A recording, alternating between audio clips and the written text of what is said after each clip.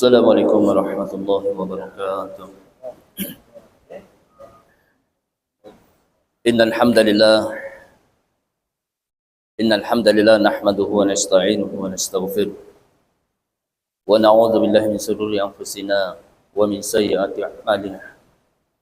May yahdihillahu fala mudilla lahu wa man yudlilhu fala hadiya lahu. Asyhadu an la ilaha illallah wa asyhadu anna Muhammadan abduhu wa rasuluh. Allahumma salli ala sayyidina Muhammadin wa ala alihi wa sahbihi wa man tabi'ahum bi ihsanin ila yaumiddin, amma ba'd.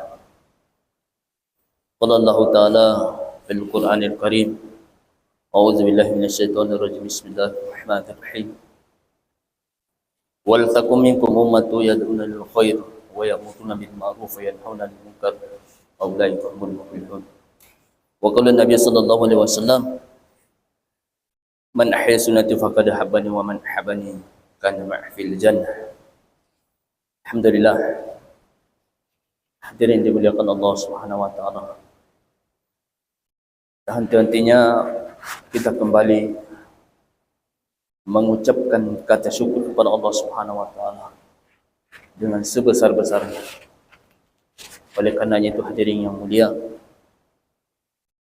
yang mana pada kesempatan kali ini Allah Subhanahu wa taala kembali sibukkan lagi dari kita ini dalam perkara agama. Maka tanda daripada cinta kepada Allah Subhanahu wa taala salah satu kepada seorang hamba, manakala seorang hamba ini senantiasa sibukkan dirinya dalam perkara agama. Maka salah satu kesibukan diri kita hadirin yang mulia, duduknya kita di dalam perkara majlis. Maka hadirin dimuliakan Allah Subhanahu wa taala, tak lupa pula kita senantiasa kirimkan kepada junjungan kita baginda Rasul besar Muhammad sallallahu alaihi wasallam, yaitu selawat kepada baginda Muhammad sallallahu alaihi wasallam. Allahumma shalli ala sayyidina Muhammad wa ala ali sayyidina Muhammad. Semoga dengan berkat selawat kita ini di hari kelak bisa kita mendapatkan syafaat daripada baginda Rasulullah sallallahu alaihi wasallam. Jadi hadirin dimuliakan Allah Subhanahu wa taala, Allah Subhanahu wa taala ciptakan kurang lebih 18 jenis ribu makhluk yang ada di dalam permukaan bumi ini, yaitu semua harus mengikuti ketentuan daripada Allah Subhanahu wa taala. Dan satu pun makhluk ini tidak ada yang mau sengsara. Semua mau bahagia. Semua mau jaya. Tapi hadirin dimuliakan Allah Subhanahu wa taala, terkadang hadirin yang mulia, kita ini menginginkan kebahagiaan atau kesuksesan, walaupun pada hakikatnya itu berlawanan dengan kehendak daripada Allah Subhanahu wa taala. Memang terkadang hadirin yang mulia kelihatannya mudah, tapi pada hakikatnya dia akan merugi. Karena Walaupun bagaimana kebahagiaan yang dia dapatkan, kalau bertentangan dengan kehendak Allah Subhanahu wa taala, ini akan mengakibatkan daripada kerugian untuk dirinya. Maka hadirin dimuliakan Allah Subhanahu wa taala, adapun orang yang hendak ingin mendapatkan kebahagiaan, kejayaan, kesuksesan, kelihatannya agak sulit karena bertentangan dengan hawa nafsu. Tapi hadirin dimuliakan Allah Subhanahu wa taala, kalau kita bersabar menyandarkan hidup kita kepada Allah Subhanahu wa taala, kemudian kita serahkan semua kepada Allah Subhanahu wa taala, pada hakikatnya walaupun ini bertentangan dengan hawa nafsu kita, tapi itulah kebahagiaan, itulah kesuksesan. Nah, memang hadirin dimuliakan Allah Subhanahu wa taala, ketika kita ingin mendapatkan kejayaan, kesuksesan atau ridho daripada Allah Subhanahu wa taala, semuanya bertentangan dengan hawa nafsu. Kalau hari ini hadirin yang mulia, ada orang yang ingin mendapatkan ridho daripada Allah Subhanahu wa taala, ada orang yang ingin mendapatkan kebahagiaan, tapi sesuai dengan hawa nafsunya, ini jangan-jangan hadirin yang mulia, di balik dia mengamalkan agama, ada keduniaan yang ikut. Maka hadirin dimuliakan Allah Subhanahu wa taala, telah banyak contoh yang Allah Subhanahu wa taala telah berikan di hadapan kita. Para nabi, para rasul, mulai daripada Nabi Adam alaihissalam sampai daripada baginda besar Muhammad sallallahu alaihi wasallam. Ketika nabi berganti nabi, ada kaum yang mau ikut dengan nabinya, ada yang juga tidak mau ikut dengan nabinya. Setiap satu diutus nabi, semuanya begitu hadirin yang mulia. Ada yang ingin mengikuti daripada nabinya, ada juga yang enggan ini mengikuti daripada baginda nabinya. Maka di sini hadirin yang mulia, orang yang senantiasa ikut dengan nabinya, itulah orang yang jaya, itulah orang yang sukses, itulah orang yang jaya. Walaupun pada hakikatnya menyusahkan, walaupun pada hakikatnya bertentangan dengan hawa nafsu kita, tapi itulah pada hakikatnya hadirin yang mulia, ketika kita ingin mendapatkan daripada kebahagiaan. Maka hadirin dimuliakan Allah Subhanahu wa taala, sampai daripada baginda Rasulullah sallallahu alaihi wasallam,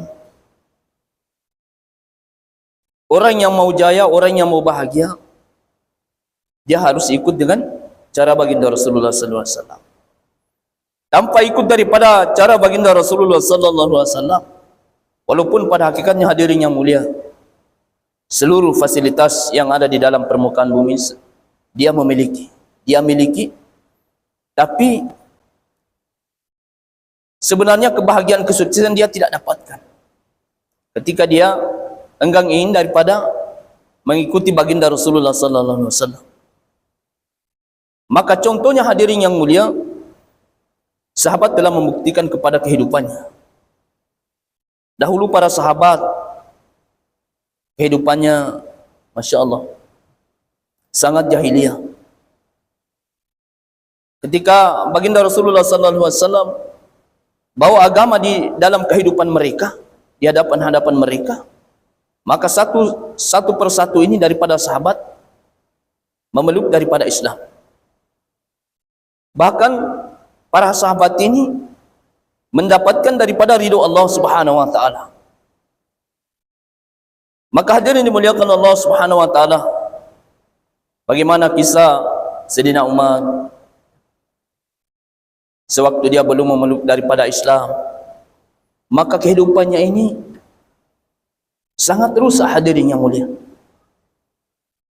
Maka ketika dia mendirikan solat, ketika dia salam ke kanan, maka dia tersenyum. Ketika dia salam ke kiri, dia menangis. Maka sahabat yang lain mengatakan, wahai Umar, apa yang membuat engkau seperti itu? Maka Sayyidina Umar mengatakan, dahulu ketika saya belum memeluk daripada Islam ini, maka kehidupan saya itu begitu rusak, begitu bermasalah. Maka satu waktu hadirin yang mulia, Sayyidina Umar buat daripada perniagaan, mencari kebutuhan. Maka istrinya di belakang melahirkan daripada seorang anak yang wanita. Istrinya mengetahui ketika Umar ini mengetahui daripada bayi ini adalah wanita, maka dia enggan, dia tidak berpikir akan membunuhnya. Maka sebelum sepulang hadirin yang mulia, Sayyidina Umar daripada perniagaan, maka istri ini merawat daripada anak seperti laki-laki. Maka singkat cerita hadirin yang mulia, ketika Sayyidina Umar pulang daripada perniagaan, maka ini anak sudah mulai membesar.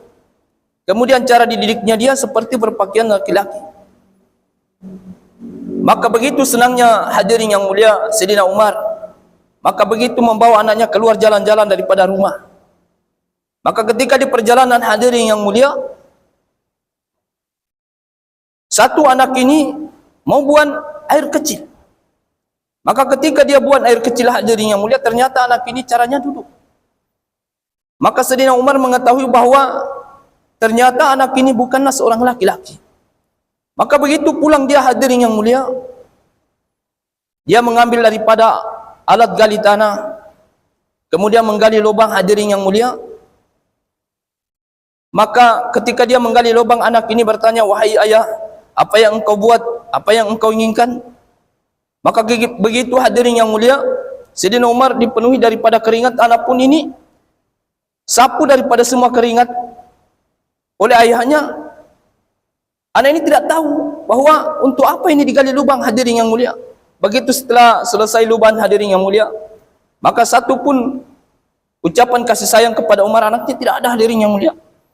Langsung capakan anak ini daripada lubang hadirin yang mulia. Begitulah hadirin yang mulia, ketika kehidupan sebagian para sahabat ini belum ada agama sampai di hadapan mereka. Maka kehidupannya ini sangat rusak hadirin yang mulia. Tapi begitu hadirin yang mulia, ketika baginda Rasulullah SAW bawa agama di dalam kehidupan para sahabat, maka satu persatu sahabat ini hadirin yang mulia memeluk daripada Islam. Kemudian kita tahu sejarah daripada Sayyidina Umar ketika dia menjadi khalifah, pemimpin hadirin yang mulia. Maka satu malam itu dia tidak tidur kalau semuanya ini orang-orangnya tidak pernah dilihat. Maka satu hadirin yang mulia di tengah di tengah lapangan kelihatan satu kobaran api. Maka Sayyidina Umar menghampiri daripada nyala api tersebut. Maka di situ hadirin yang mulia, ternyata suaminya ini menyalakan api. Sedangkan di dalam kemah ini istrinya enggan ingin melahirkan. Maka hadirin dimuliakan Allah Subhanahu wa taala, Sayyidina Umar ditanya, apa yang kau buat sehingga engkau nyalakan api? Aku tidak ingin menghibur daripada anak saya. Kami hanya memasak daripada air untuk menyenangkan daripada anak-anak saya. Kemudian setelah dia tidur hadirin yang mulia. Maka begitu Sayyidina Umar hadirin yang mulia, mendengarkan daripada rintihan suara di dalam. Maka Sayyidina Umar mengatakan, ada apa yang di dalam kemah sehingga saya mendengar suara seperti itu? Maka hadirin dimuliakan Allah Subhanahu wa taala, suaminya ini mengatakan, istri saya hendak ingin melahirkan. Siapa yang membantunya di dalam? Maka suaminya mengatakan tidak ada.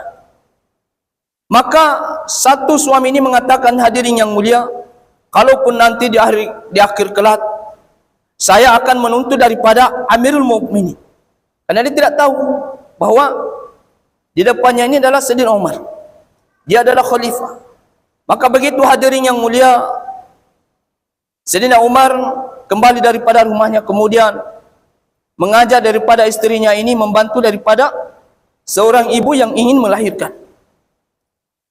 Maka begitu hadirin yang mulia, semua alat-alat Sayyidina Umar yang masakkan semua sampai jadi. Kemudian istrinya yang membantu di dalam sampai selesai daripada kelahiran seorang bayi. Maka begitulah hadirin yang mulia, ketika Nabi ini membawa agama di dalam kehidupan para sahabat. Maka hadirin dimuliakan Allah Subhanahu wa taala, inilah yang kita mau pelajari hadirin yang mulia, bagaimana kehidupan kita ini ikut cara baginda Rasulullah sallallahu alaihi wasallam. Maka dengan caranya kita hidup dengan mengikuti cara baginda Rasulullah sallallahu alaihi wasallam, maka kita akan mendapatkan namanya kebahagiaan, kesuksesan baik dunia maupun akhirat yang selama-lamanya. Maka untuk mendapatkan daripada ini hadirin yang mulia, tentu harus ada pengorbanan hadirin yang mulia. Sahabat ini telah mengorbankan seluruh hidupnya, seluruh waktunya, seluruh hartanya. Untuk apa hadirin yang mulia? Supaya agama ini tersebar kepada seluruh alam. Bahkan ada sahabat hadirin yang mulia, sebagian daripada tangannya ada yang terpotong, sebagian ada telinganya yang terpotong, sehingga nanti di kelak ketika dia ditanya oleh Allah Subhanahu wa taala, apa bukti kamu daripada memperjuangkan agama Islam? Maka para sahabat ini hadirin yang mulia mengumpulkan semua potongan-potongan daripada badannya.